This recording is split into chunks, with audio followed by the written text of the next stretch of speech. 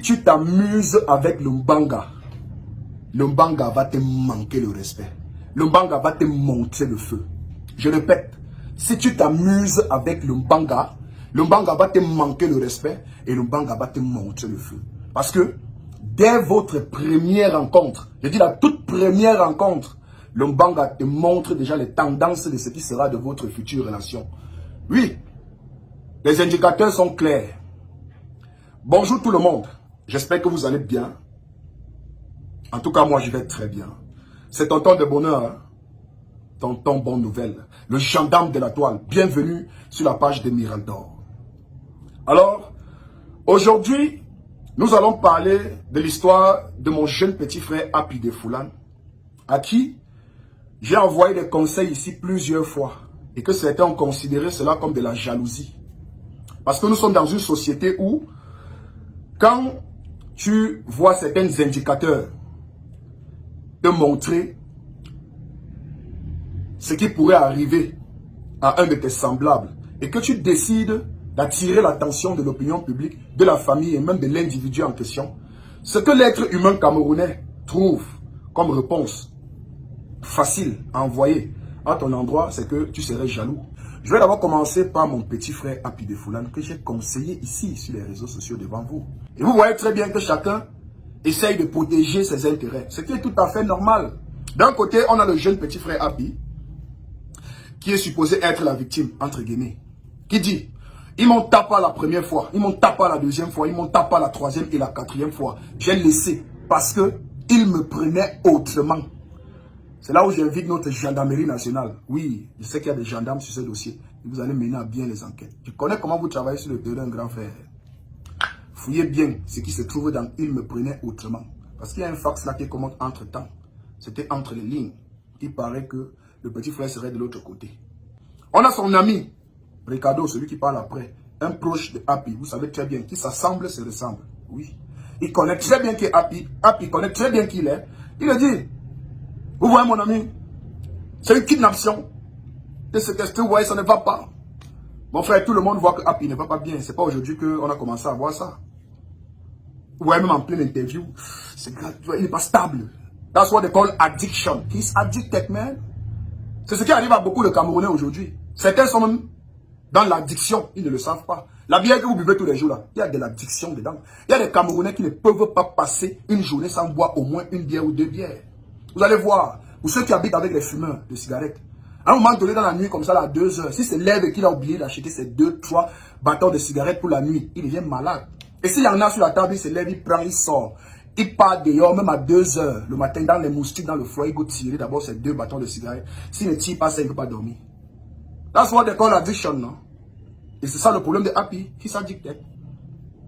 Mais vous avez remarqué qu'à aucun moment, je n'ai entendu ni de la bouche de Happy, ni de la bouche de son ami, que, en fait, on a essayé de sauver mon ami parce qu'il fume trop longtemps. Il prend trop le Mbanga, le caillou, le dizapam, le fort, le tramol. Et qu'il est arrivé à Jamo et il a fui son lit de l'hôpital.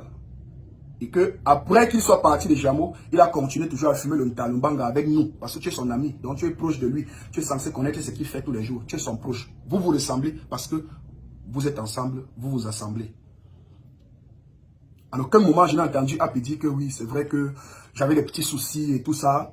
Ils ont voulu m'aider. Mais entre-temps, à la fin, je n'ai pas aimé son comportement parce qu'ils m'ont amené dans leur village et tout ça là, pour m'empêcher de fumer mon banga et tout ça. On ne doit pas me frotter 25 coups et en année et tout ça. Je reconnais que non, non, à aucun moment. Pour lui, c'est qu'il y a enlèvement, séquestration et tout ce qui va avec service corporel. Maintenant, revenons sur le producteur. Le producteur aussi est dans une mouvance où il protège ses intérêts. D'abord, son image. Écoutez, moi, je suis le bon samaritain. Je suis producteur, d'accord? Et lui, c'est pas mon ami, c'est un petit frère. Donc, avec lui, j'ai ma façon de travailler. Il sait que moi, je suis son aîné, je suis son père. D'accord? Et avant de le signer, on savait qu'il était un fumeur de Mbanga. On savait qu'il était un tchélé. Son producteur dit qu'il est un tchélé, qu'il faut que la vérité éclate. Nous, on savait qu'il était un tchélé. Nous, on savait qu'il était fumeur de Mbanga. Première des choses, le producteur, donc, dans votre label, vous fumez, vous, comment il veut dire, vous produisez les artistes fumeurs de Nta. Donc, c'est comme si, quand tu le signais, tu savais qu'il était un tchélé, tu savais qu'il était déstabilisé, tu savais qu'il prenait le Mbanga. Mais tu l'as pris parce que tu savais également que le petit avait du talent. C'est du business, mon frère. Tu as pris cet enfant parce que tu voulais travailler l'argent avec lui d'abord. Même si après les intentions d'après sont bonnes. Je suis d'accord, tu as voulu l'aider. Tu te fais passer pour le bon samaritain qui a voulu l'aider. Tu dis que tu es discret. Peut-être tu es discret pour les autres, pour les fans, pour les internautes. Mais dans le monde du showbiz, tu sais que tu n'es pas discret. Tout le monde te connaît. On sait que c'est toi, Kodo. On sait que c'est toi qui as signé Happy. Tout le monde connaît. Dans les groupes WhatsApp, tu parles tous les jours. Non, on te voit. On se connaît. Tu veux les capturer? Ok. Donc, on se connaît. Même sur le plan comportemental, tu vas voir quelqu'un, tu t'énerves vite. Tu t'énerves, tu t'emportes très vite. Donc, on parle des services corporels là. Je suis capable même de dire ici haut et fort que peut-être c'est possible que vous l'aurez. Pas. Et même pas seulement 25 coups. Parce que quand on est déjà addict d'être là à la joke, parfois, on peut réduire même 250 coups à 25 coups. Tu es quelqu'un très impulsif, tu t'emportes très vite. Tu le sais, tu ne peux pas nier l'autre là. Beaucoup de personnes peuvent témoigner. La preuve, tu as vu ce que tu as fait sur le plateau de Freddy, non? Tu as vu? Tu n'arrives même pas à te contrôler en tant que producteur. Un producteur qui doit protéger son enfant, c'est toi qui viens sur le plateau de télé pour dire que c'est un tchelé. C'est un troqué, tchelé, on a ménagé à mot, il a fui, machin, tu. Non. Ne crois pas que ça te grandit, mon frère. Il va porter plainte, il va l'enfermer. Enferme-le, va l'enfermer. Tu pars sur la page de l'artiste en tant que producteur. Tu publies un communiqué concernant l'artiste sur sa propre page. Ce n'est même pas professionnel un peu. Le label devrait avoir sa page. Tu devrais publier ce communiqué sur la page du label. Parce que ce n'est pas un communiqué de Happy. C'est un communiqué de son producteur. Et la page de Happy n'est pas ta page. Tu la gères parce que tu es en contrat avec lui. Mais tu n'as pas le droit de publier un communiqué du label sur la page de l'artiste. Et surtout concernant l'artiste et dans lequel il y a un dénigrement de l'artiste. Donc mon frère, de toutes les façons, hein, je vais vous dire quelque chose, mes chers frères. Quand moi je reçois ce genre de vidéos, vous savez à quoi ça me sert? Parce que honnêtement, je m'en fous de Happy. Je m'en fous de son producteur. Je m'en fous de tous les proches de Happy et tous les proches du producteur. Pourquoi? Parce que moi, Miraldor, j'ai essayé plusieurs fois ici sur les réseaux sociaux, vous êtes témoins, d'attirer l'attention des parents de Happy. Que, écoutez, votre fils est mal entouré. Et cela ne date pas d'aujourd'hui. Ça date de l'époque où il était avec l'ancien manager. Happy a habité à Mimboman. Il ne peut pas nier cela. Il a habité à Mimboman. Dans la concession de la maman d'un ami. Vous connaissez le mode de vie dans cette concession. Mbanga, tramol, caillou, bouteille de whisky, ça entre, ça sort, vagabondage nocturne, les bruits dans la nuit, perturbation du voisinage, tour de ronde des filles, les gars qui entrent, cheveux bizarres, une assemblée des égarés. Donc quand tu vois le mode de vie qu'ils avaient dans ce temps-là, dans cette cité, on ne pouvait qu'avoir ceci comme résultat. J'ai attiré l'attention de la famille. Qu'on monte, on descend, il reste votre produit. Il reste le produit de votre famille. Sauvez-le, parce que vous êtes les seuls à le sauver. Qu'est-ce qu'on m'a dit? J'adore, tu es jaloux de l'enfant là parce qu'il a le succès. Oh, il est bon à Orange, mon frère, il a gagné 10 millions. Alors que ça avait pris 20 millions, il a dit 10 millions, tu es jaloux. Oh, après, tu as mal au cœur parce que tu restes comme ça là, tu te rends compte que, ouais, tu fais. Moi, un marché que je gagne, d'un euro plus 4. Que je ne travaille même pas, je commissionne seulement les gens qui travaillent. Il n'y a même pas besoin de me placer sur scène pour chanter. Rien que ma tête, je réfléchis moi étant moi assis. Tu restes comme ça là, tu wonders sur la life que tu vis. Tu dis que moi, il serait jaloux de mon petit frère, que mon petit frère a quoi que je n'ai pas. Il a quoi? Hein? Que je n'ai pas. Tu wonders. Tu dis que nous sommes dans quel genre d'environnement où les gens ne pensent que aux avoirs, où les gens pensent que quand tu fais une sortie pour recadrer un petit frère, c'est que tu es forcément jaloux, tu as envie. Non. On peut faire des sorties parce qu'on veut sauver la vie d'un petit frère. Parce que nous aussi, on a été dans ce genre de vie. On est sorti. Ce genre de vidéo, je l'utilise pour la génération future. Les enfants qui nous suivent et les futurs parents, pour les faire comprendre que vous voyez que l'éducation d'un garçon est difficile. L'éducation d'un garçon, ce n'est pas la bouillie, hein. Ce n'est pas une tasse de thé. J'ai grandi à Madagascar. Entre Madagascar, Flamenco, Carrière, Mbankolo, Jean Mermoz, Gros Bouquet, Tinga, Cité Verte, Colbicoq, Briqueterie, école de police. J'ai grandi dans tout cet environnement-là. C'est un environnement dans lequel, où lorsqu'un garçon est né, on peut déjà commencer à travailler sur le pourcentage des chances qu'il soit un bandit ou pas. On peut déjà préparer son mandat en Kondengi. Quand une fille est née, on peut déjà préparer son endroit à l'hippodrome, à Essos, à Kwacha, Bonaberi, ou à la Carrière même, ou à Flamenco, en peau rouge. On sait qu'elle va d'abord vendre le piment par là. Donc c'est un endroit où quand tu nais, on se dit que ta vie est d'abord finie. Vous comprenez un peu? Moi, Miraldor, j'ai fumé le banga pour ma première fois à 16 ans, 17 ans.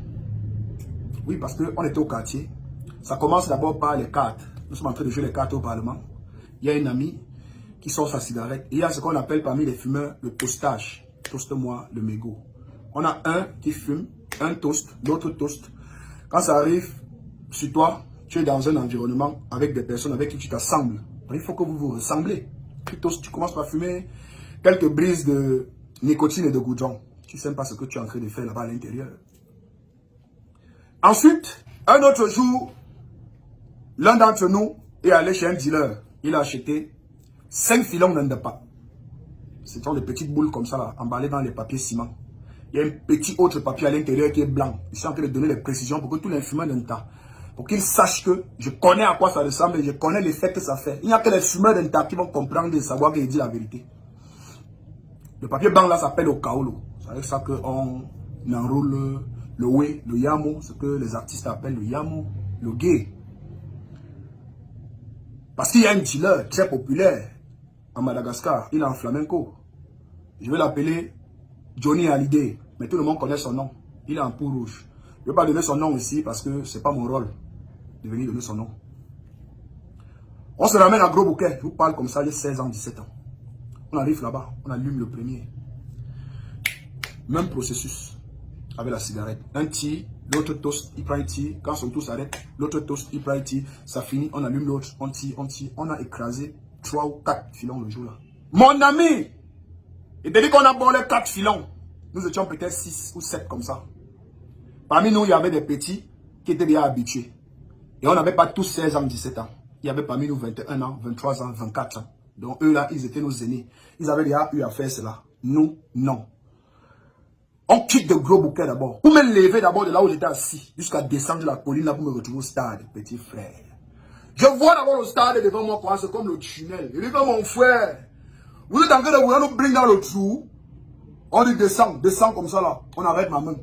Yeshiba, c'est comme si le sol était ici en haut. Donc tu vois le sol, tu lèves ton pied pour poser sur le sol comme ça là, tu wanda. Que tu lèves ton pied pour poser au sol, ton pied ne fait que Shiba. Tu dis que mon frère, c'est le tunnel. De Gros Bouquet jusqu'à la maison, je riais seulement en route pour rien. Tout te fait rire. Et quand tu commences à rire, tu peux rire même pendant 1 heure. De Gros Bouquet jusqu'à Flamenco, en principe, c'est 30 minutes. Ça nous a pris 3 heures de temps parce qu'il fallait qu'on passe dans les Kalakuta et tout ça. Je voyais le grumier devant moi, le camion comme le jouet. C'était Toy Story, non? C'était le jouet que je voyais devant moi. Et voilà les taxis passer, il dit mais c'est pas comme ça, non, mon frère. Pourquoi on a acheté beaucoup de jouets comme ça au Cameroun, non? Le Père Noël est déjà venu au Cameroun, père. Et pourquoi tout le monde a les jouets? Hein? Tu vois que tu parles n'importe quoi, tu es loin. Et tu t'amuses là, tu as un sang faible, tu deviens fou. J'arrive à la maison, erreur. La vieille est là. Si la matière n'existait pas, petit frère, dame de fer. Manque de fer, petit frère, wombo. Yes! Il y a d'abord la remet comme ça, il dit que la petite fille, ça ne faut pas devant la porte, non, mon frère. Qui devant la porte, le grand bison doit passer. Qui devant la porte là-bas, mon frère. Il y a même bien dit ça comme ça, il dit, tu as accouché seulement comme un enfant. Hein? Nous sommes 16 ici dedans. Tu es dans l'undem total. Et je suis né à Bafoussam. J'ai grandi à Yaoundé, à Madagascar, dans ce quartier où on pense qu'un enfant ne peut pas réussir. Et j'ai réussi. Parce que j'avais derrière moi ce qu'on appelle une dame de fer. Un gendarme. Quand vous entendez aujourd'hui, je dis, je suis le gendarme de la toile là. J'avais le vrai gendarme derrière moi. Mon ami, un feinte en haut, tu lèves en haut, tu reçois ça ici. Sportif le feu. Robuste le feu. Ma tête baraquée comme moi. On voit le corps que j'ai là, ça vient de ma mère. Mon père était grand de taille, mais mince. Ma mère grand de taille, balèze. C'est pour ça que, pour sortir de cette vidéo, j'ai une seule chose à vous dire, chers parents. L'éducation d'un enfant, c'est la base. C'est comme un chien de race. Tu prends un berger allemand ou un Rottweiler, qui est supposé être un chien de race, un chien robuste et fort. Si tu laisses ton berger allemand vagabonder avec les chiens Nanga du quartier, ton berger sera un berger allemand, un chien de race dans l'appellation, mais il sera un Nangamboko et un Kwanjang dans son attitude. Ça, vous voyez parfois, un enfant va dans la rue, quand il revient son parent, il ne reconnaît plus son jacka. L'enfant, il a le dégagement maintenant, un genre. C'est ça qui arrive à Happy. Même à la télé, il a le dégagement bizarre. C'est pour ça que vous, parents, vous devez être le Jack Bauer de vos enfants. Fouillez leur vie jusqu'à ce que vous n'ayez plus la force de le faire. Et pendant que vous fouillez la vie de vos premiers enfants, formez les premiers enfants que vous accouchez à fouiller dans la vie de leur cadet. Parce qu'à un moment donné, vous serez fatigué. Quand vous voyez la vieille maman de Happy, qu'est-ce qu'elle peut faire derrière ce petit? Il faut seulement les oncles qui vont l'attacher. Quel est l'environnement dans lequel ton enfant passe la majeure partie de ses journées quand il n'est pas à l'école et quand il n'est pas à la maison? Si tu laisses l'environnement dans lequel ton enfant est quand il n'est pas à l'école et quand il n'est pas à la maison, l'éduquer, attends-toi au pire. C'est pour ça qu'il faut fouiller dans sa vie. Que ce soit les garçons, que ce soit les filles. Surtout aujourd'hui, le manga, on achète ça partout. À l'époque, vous trouvez un dealer dans un environnement comme Madagascar, Mokolo, Flamenco, Carrière, tout ça là. Ils étaient peut-être 3 ou 4. Aujourd'hui, ils sont peut-être 200, 300. Ils sont partout. Il y a les dealers, les vendeurs, les revendeurs. Il y a le grand grossiste, il y a les détaillants. C'est les livreurs. Tu appelles au téléphone, gars, amène-moi 10 filons, là, il t'apporte les 10 filons à ta porte. Il te donne chambre, ça, il tourne sur deux pas, tu donnes ses colos. Tu payes les frais de transport. Oui, même dans ce domaine, ils ont aussi progressé. Contrôlez vos enfants. C'est tout ce que j'ai à vous dire. Et pour finir cette vidéo, j'invite ici la famille directe de Happy Defoulan. C'est votre fils. C'est vous qui connaissez son vrai nom. C'est vous qui connaissez la signification de son vrai nom. C'est vous qui connaissez le jour où il est né. C'est vous qui le connaissez pendant tout son cursus scolaire. C'est vous qui l'avez connu pendant qu'il grandissait. Vous connaissez son comportement, vous connaissez qui il est. Tous ces gens du showbiz là ne le connaissent pas. Ils connaissent Chap. C'est par là qu'il est entré dans le showbiz. Mais en dehors de ça, on ne connaît rien de lui. C'est votre produit familial. Et vous êtes les seuls à pouvoir sauver Happy. Et si vous voulez sauver Happy, commencez à le faire maintenant. Laissez-moi les interviews dans les télés. Laissez-moi les différentes positions que nous prenons sur Internet. Il y en a qui sont vraiment là pour sensibiliser et éduquer et attirer votre attention sur les réalités. Il y en a qui sont là pour régler des différends qu'ils ont eu soit avec le producteur, ou soit avec l'artiste, ou soit avec l'ancien manager, ou soit avec un proche de lui. Il y en a qui n'ont rien à foutre. Pour eux, c'est relayer juste les vidéos des gens qui parlent de cette histoire pour avoir les vues sur leur page et les monétiser et avoir de l'argent pour nourrir aussi leur famille parce que c'est leur métier, créer les contenus. Voilà.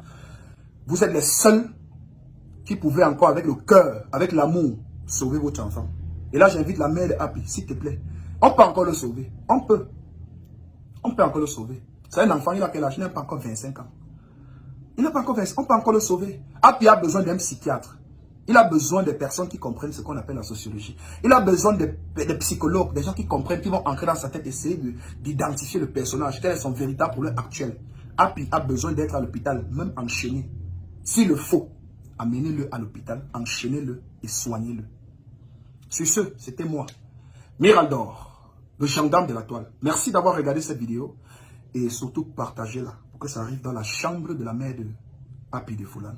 Sans fond de teint, sans produit ghanéen, comment ne pas utiliser Kamoise Beauty quoi? Enfin, je me pose des questions quand même. Bon. Ou je vais parler en quelle langue pour qu'eux puissent comprendre que Kamoise Beauty n'enlève pas les vergetures. Voilà. Vos vendeuses de produits cosmétiques là vous trompent. Elles font les directs avec les filtres, les photos filtrées et ça monte à gauche, ça part à droite. Moi je vous montre la réalité. Récemment, Blanche Bailey vous a montré son teint. Donc, son teint réel, vous allez commencer à crier, wow, wow, wow, wow. La perfection n'existe pas. Vous cherchez la perfection à tout prix. Moi, mon teint gloss, oui, j'ai les vergetures. Mais je suis déjà satisfaite du fait que mon teint gloss, et c'est bon pour moi. Voilà. Mais vous aimez trop quand on vous mente. Si je mets le filtre là maintenant, là, je filtre mes photos, je filtre mes vidéos. Je viens vous montrer que oh, Kamoise Beauty enlève les vergetures, vous allez courir, venir acheter. Et après, quand ça ne va pas marcher, vous allez dire que j'ai acheté chez telle personne, ça ne marche pas. Parce que vous aimez quand on vous mente, quand il vient vous parler comme ça de la réalité. Vous allez dire que non, vraiment, il faut...